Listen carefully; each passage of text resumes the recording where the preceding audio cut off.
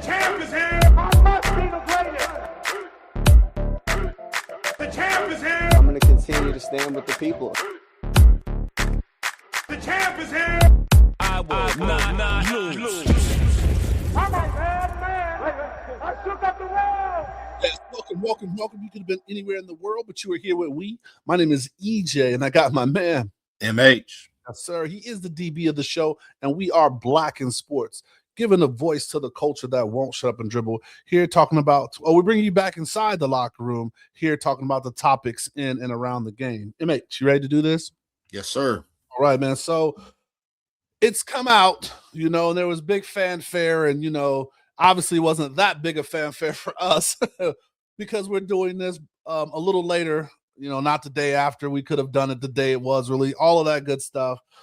But we did want to give some voice to it. I think we've done a schedule release show every, few years. I think the dynamic of schedule release has changed since we've been in business doing this, MH. But what's your thoughts about NFL schedule release? I mean, a couple of thoughts. I think number one, kudos to the NFL. Always leveraging big events and I can't even say the word spectacles. But is it a big event? For everything, huh? Is it a big event, or did they make it a big event? I think it's been made a pretty big event. Make it enough. It's been as an individual that has access to different parts of, let's call it the NFL, and that part of the business. I would say it's probably top 4 busiest times of years, particularly for if you're on the content creative type of side of the the building. And I would imagine the sales too. That it's pretty important there too. And the miles part on this or the MH part of this, or the DB part of this is like, can we just show a little bit of patience? Like, why? I don't understand. Like, the dates are going to come out. Let's just show a little patience. Why the urgency and the leaks and all that? I'm not a huge fan of schedule release. I'm really not. Okay. The leaks are funny. The leaks are really, really funny. I just think it's lame, bro. all the way around. But it goes back to, we've done shows on creators. It's a creator society, right? So like people want to be first, not right. So the leaks, and there was a lot of wrong with the leaks. Yes. Especially when you're as intimate to like what's really going on and what's really out there, right? So I think the schedule release teams, this should be funny. We should shout out to Gavin and his team. Shout out to Gavin. Over at the Raiders. They should do like a false leak. I know it's more work for them, but they should put out a false one just to get all of that buzz, and then everybody can laugh. Like, that would be amazing, because the amount of stuff that you have to get through to get to the real content when it does come out it's annoying. Because like if you're planning like, oh, like I want to see the schedule come out and I want to have the right one, whether I'm planning what games I want to go to versus travel to versus things like that. So yeah, it's become so, and I guess that's when something's become big, right? Because they say what mockery is a flattery or something like that, whatever. I don't even know that saying, and I'm butchering it, but it's just like the fact that people really go out there to try to crack the code and don't have anything better to do to figure out the schedule. But you're right, it is a lot of work, and I wonder when it started, because now it's a part of the ethos.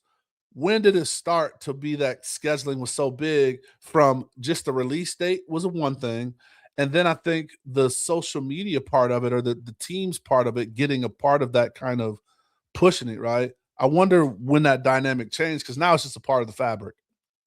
Yeah, I guess I don't really remember, and like a lot of things in our world, I would say maybe it changed around COVID, or at least those years right behind COVID where things were getting back to normal, and it's a way to create buzz and content for your fan base. Without knowing, I don't actually know, but it seems like, to your point, within the last, let's call it 3 to 4 years, it has been a big piece. And I guess the cool element about it is you get to see players in different lights or different elements, depending on how each team uses their assets, players, fan base, alumni or legends. However, I guess it's cool from a creative sense to see different sides of the people that you root for. And it's a way to be competitive with other teams without, you know, the competition on the field. So I guess I can get all that. I like that. Okay. So maybe there's some positive to it. I mean, I saw somebody took a jab at the terrible towels. I think the Panthers did this year. What? That's Yeah, yeah. oh, So, hold on. yeah. So I guess that's all good. It's all creating energy. I like the competition part of it. It is a way to do that in a sense, right? Like, you know, I would rather have Colin Cowherd and the other people do schedule release grades versus draft grades. I don't like draft grades, and we did a whole show about that. I'm liking where you're going with that. You know what I'm saying? Because it's a competition, right? Like, you know how maybe the Knicks or maybe just the high school I went to, like if we didn't win on the field, we'll whoop your ass outside, right? So it's kind of that mentality of just breeding that sports is about competition and rising. So it's like, you know, if you're not on one level, maybe just something to give the fans, you know, in this creator economy, you know, just another way to connect to your fans. Yeah, and again, shout out to Gavin. I guess there is a scoreboard. I guess when it came to engagement, I think the Raiders were at least top 5. I know I'm somewhere in the top 3 as well. And so awesome. Shout out to him. Were there any other ones? Because like for me, it just seemed they didn't really go to the top like this year's, right? So when they were first doing it, like I said, maybe we just had more time on our hands. Like the buzz were like, oh, like, you know, the shot at the terrible towel or, you know, different teams taking shots. Like it really didn't seem like it really rose to the top this year. I don't know if people got lazy or they ran out of ideas, but like the Raiders one, I mean, let's talk about the Raiders one, right? Like they did a great job, especially with the situation. Now I'm biased. I think I like, was it last year? You know, there was a certain cameo that was going on, and I think, you know, they did a great job. So I'm a little bit biased about that one, you know, but no, this one was a great one as well this year. No, I loved it. And it took advantage of just kind of, go ahead. Took advantage of you know, the personalities of the quarterbacks with the Raiders in that room. And yeah, I thought it was really cool. And you know, I think it was even cooler. I think obviously it was the video that was, let's call it the schedule release video, but then they had these outtakes and all these other things that are, you know, kind of built with that. So there's a lot of content. Yeah, so the outtakes around that. Yeah, man, the outtakes are definitely dope. Now there were a couple because like I was excited to kind of like go through all of them and see, you know, who's doing what and kind of the creativity around it. But like it was hard to find a few of them. You know, like I don't even know if the Ravens did one because we went to look at the Ravens. Did you see it? Because you laugh. No, I don't know. I guess I'm just thinking like, can you just opt out of just not doing this? Like, here, man, here's the dates. Check the website. Check the website. Like, we're gonna put it out there. Like, come on. Is there an NFL fine for not doing them? Like, what was going on? You know, so like I have questions, bro. Like, so I was like, okay, let's see who's talking. Because I think there was even some pundits, you know, the ESPN, someone was talking about like, oh, here's an opportunity to take a jab at, you know, some people were like, oh, like whoever the Patriots' nemesis is, like, yeah. want to shoot at the Patriots for what they're kind of going through, right? So it was like all these things that people, like a good comedian, like, oh, that's kind of, I know I could do some stuff with that, right? That was just missing. So definitely loved the what the Raiders did. But then I was wondering, like, okay, does the NFL put out a mandate like what the theme is this year? Because there was a couple of movie nods, right? So I think someone else did Napoleon Dynamite because ours was more of the Step Brothers. There was a Napoleon Dynamite one. I was trying to think if there was a Star Wars or something, but like it seemed like they got the memo that okay, do a movie theme to see how you come out with it, right? Maybe there is. I mean, I don't know what goes on in those content kind of conversations. We can bring Gav on and he can kind of give us the background on that. Yeah. But it is I don't know. I guess this year I was a little annoyed with whenever I hear this phrase, when it comes to like, let's call it a movie or anything, you gotta watch it again. Oh, you didn't see that part? You gotta watch it again. I don't want to watch it. I just want to know Like when the Cowboys play in week. That's what I want to know. I don't need to watch it again to get a reference to something. I've never liked that phrase, and if I got to hear it when it comes to schedule release, it's going to get the salty side of me for sure. So no, all of our listeners, please put that note down. If he missed it, he missed it. You didn't see that part? Oh, you gotta watch it again. No. I'm not. I don't understand that reference. Oh, you gotta watch it again. No, just tell me. Yeah. or I will not know. I love that. Well, I mean, that was so did you watch the and did the Steelers have one? I think they had one. Yes, it was lackluster for me. I wasn't excited by them. We're going through a lot of transition. I'm seeking therapy. I'm gonna leave here for my therapy. I'm gonna take my terrible towel and dry my eyes with it. All right. But did you see the Cowboys, man? Did they have one, and how did it go for you? What you think? I did not see the Cowboys. I saw, and I don't know what team it was. I think it was the Titans, because theirs got a lot of coverage around it, and I know the Titans played the Cowboys this year, and they had I guess they were interviewing people on just across Nashville, and what are identifying people in Nashville, saying like, "Oh, you're this or you're that," and they had an old dude. They said, "Oh, Jerry Jones." I don't know. I thought that was kind of funny. But I didn't. I don't know if the Cowboys had one. I didn't see it, and quite honestly, I didn't check for it either. There you go. And I'm not gonna see it either, because like, did you miss it? Like, yeah, I missed it. Yeah, I missed it. All right, man. Tying this up, wrapping this up. Let's get to some of the topics that kind of come out, right? Because the schedule release is for who the hell is playing who and where. Let's keep it at that. And then once we get the schedule, it's some fun things, and you get to see like who's prime time. How's the season starting?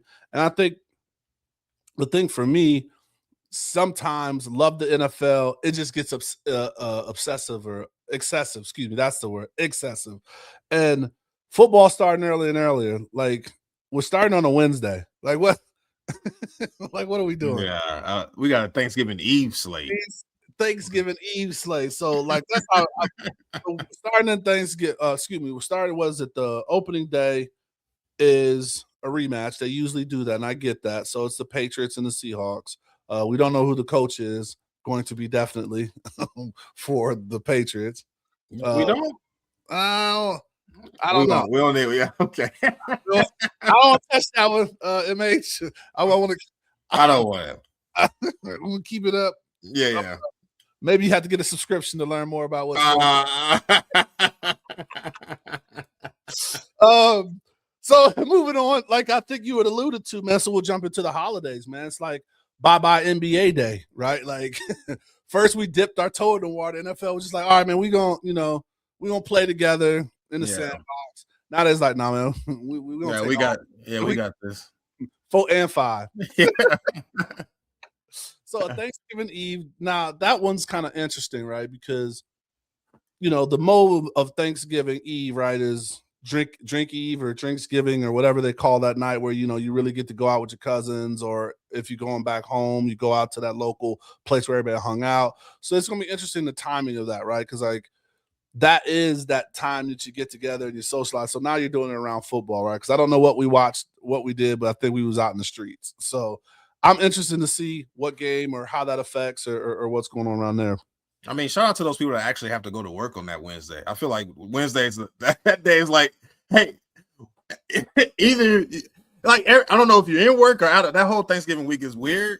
And so that weird. Wednesday was like that, like, hey, days, so day to travel early to get where you go, trying to get to if you have to travel. Yeah.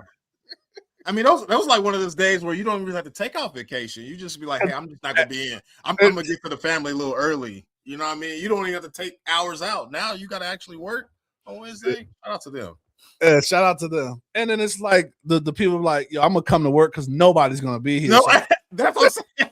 So I might as well come to work.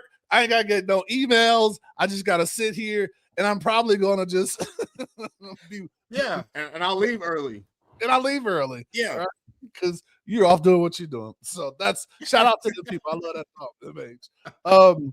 3 games on Christmas, 3 games, and then luckily we had Mike on the show. Mike Taylor was on the show. We could download. Oh no, that's it. So we need to know if the NFL has it, right? So we can know what channel the games are going to be on. Because I think for sure one of them is going to be on a streaming service, right? So I think one is on Netflix. Yeah. So and then we know the Cowboys are going to be on. Let's hope that they're good around that time. So it's not, you had to choose what game that you were going to go to sleep on or get that second plate. For sure. And that's another thing about the schedule, Lise. Just when it comes to particularly football, the sport, it's such a next man or next person up type of sport where injuries are going to happen, right? And so, for all these games that are made prime time now, it may look completely different in a few months based on just the cycle of football. So that part's super interesting to me. There's a component that comes with football that's different from other sports where weather truly could be a factor. So how many games does the Bears have at home at the end of the year, right? How many games does Miami have at home where it's cold everywhere else, but it's hot in Miami? That's a whole month of the season, regular season games. There's only 17 opportunities. So I think those are like bigger things to me when it comes to the actual schedule. Yeah. As a fan, but I took us off topic. My apologies. No. But that is a part of it, right? Because then you have the schedule, and it was good for the NFL to have the flex schedule towards the end, right? To adapt it and fix that as much as they can. Like they're still going to play, but we're not going to put them on your prime time. And then it's also tough, right? Because really, what's prime time if I'm streaming it and I'm, it's like it may be the timing, but I still got to see this bad schedule or where the location is. But you can't really change those Wednesdays and Thursdays games. Oh, because you can't that's why Sunday night is an easy change just based on it's particularly if you're playing on a Sunday. That's an easy fix. But you can't alter somebody's schedule. They can't play on Wednesday and a Monday night before. Like it just doesn't happen. You can't fix that. It's interesting. So I am happy they got rid of the Monday night doubleheaders. That's I didn't get the point of that. That made no sense to me. Like, so I'm glad they got rid of that. Just keep the main thing the main thing. Monday night football, easy peasy. We go in. We don't need alternate cast and SpongeBob, and let's just watch the damn show, right? So no, I'm happy with that. And then, man, just to get out of here, just the prime time stuff, right? So it's like you were saying, like it's the league changes with injuries, and you could be, well, shit. What were the Lions when they got Stafford, or lost Stafford, excuse me, and Goff got over there? They went, they were pushing to another level. Coaches, changes, players, things like that. So Sam Darnold, was maybe the missing piece that got the Seahawks a Super Bowl. So Seahawks are the number 2 with the most amount of primetime games. So they have 6. I think there's a couple other teams with them in there or close in that role, like 49ers, things like that. But the number 1 team is the Rams. And I don't know if they're pushing the Rams, right? They want to see the Rams do something with Stafford still in, maybe he has 1 or 2 seasons left. But it's interesting that they have the most primetime games. It is interesting. I don't know if it's just the market that they're in when it comes to, LA and NFL. The NFL has a headquarters there in LA. So, and that's part of it too. Be in LA this year. So maybe just showing that venue off, like, because I don't know. It just talks about who has a prime time. Like, I would have to look and see if it's at home. You know what I mean? Because like the other thing that was big about the schedule release that we, brought up, maybe skimmed over, is that they're the most international games this year. So they're playing 9 international games in 7 different countries. And, we've added a couple because I think Australia's one. Australia's one, yeah. And the Rams are right? Yeah. Mm-hmm.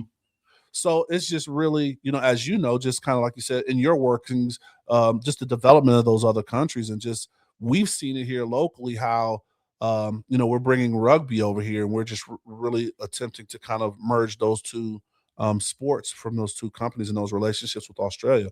So that's interesting to see, man. Have you liked or kind of picked up some things, kind of seeing that build? Yeah, I think I mean the international component is huge into making the game more globally, and I think it's only going to increase as you lead up into something like the Olympics, where it is flag football, but it is football, so to speak. So that's only going to continue to change. I think one thing that the NFL is really getting into is expanding the talent pool as well, and particularly Australia and New Zealand. I mean, they have academies set up really across the globe that teaches. Well, obviously, you get education, but teaches youth the game of football. From an early age, right? And they can create opportunities and go to college here in the States and hopefully have a future in the NFL, and that's another way to grow the fan base and make it more globally if kids can see themselves in the league. So I do understand it, and I do see it as that. I also part of me goes back to the yesteryear when I played. Is just like when does it's almost like they always say like we say we have it in our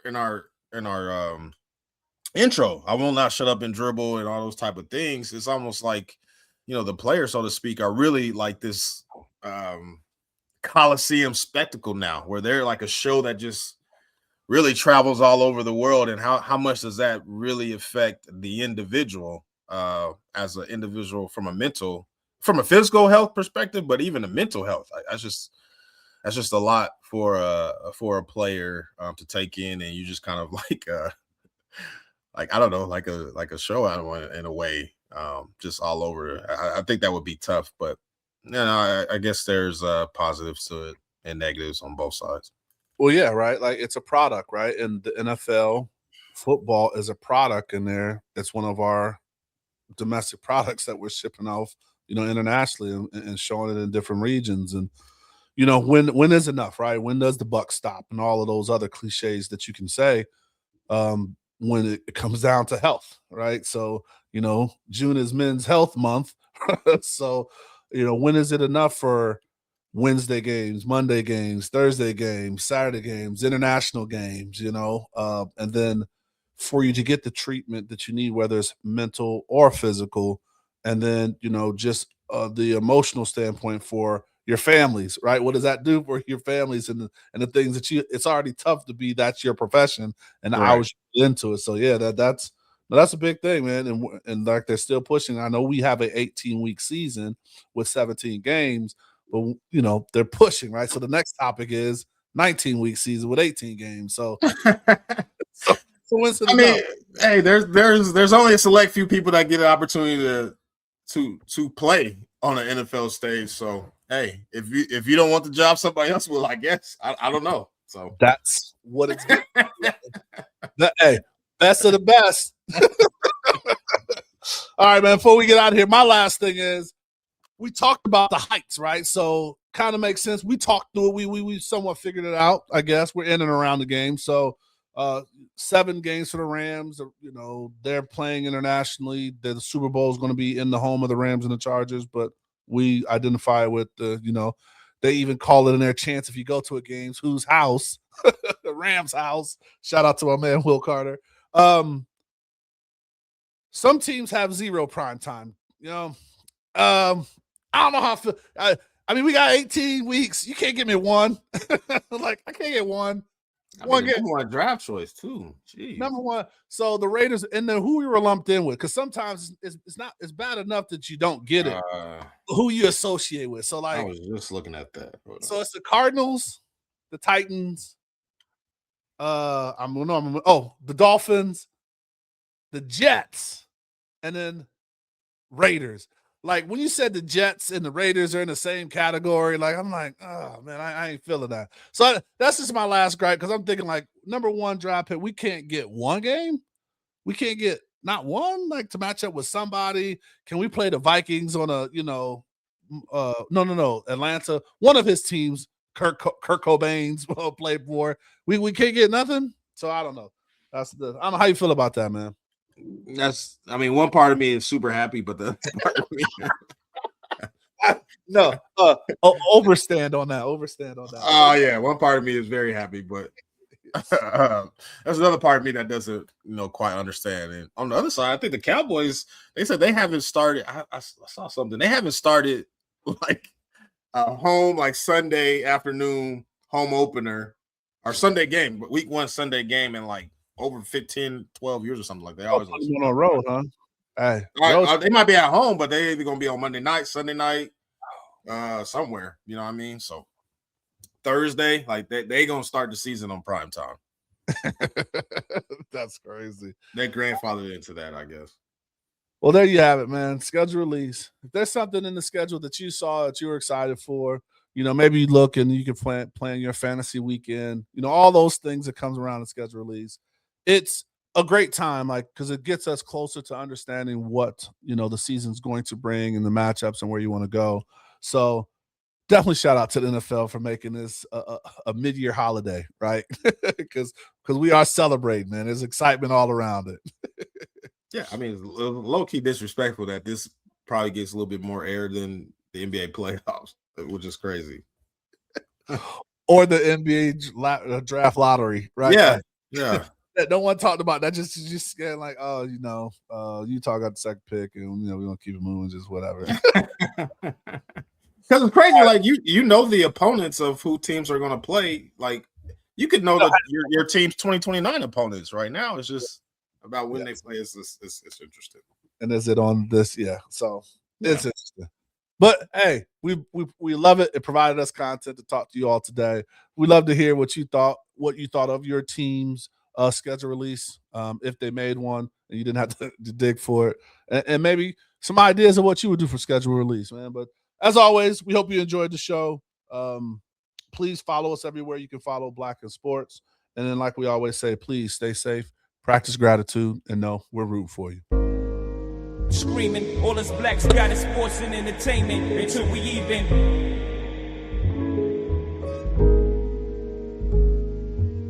Assuming I'm rooting for everybody that's black. Yeah. Yeah. Assuming I'm rooting for everybody that's black. Yo. Assuming I'm rooting for everybody that's black. Spent about 2 racks on handmade new rags. Assuming I'm rooting for everybody that's black. That's everybody from sports to college class to rap.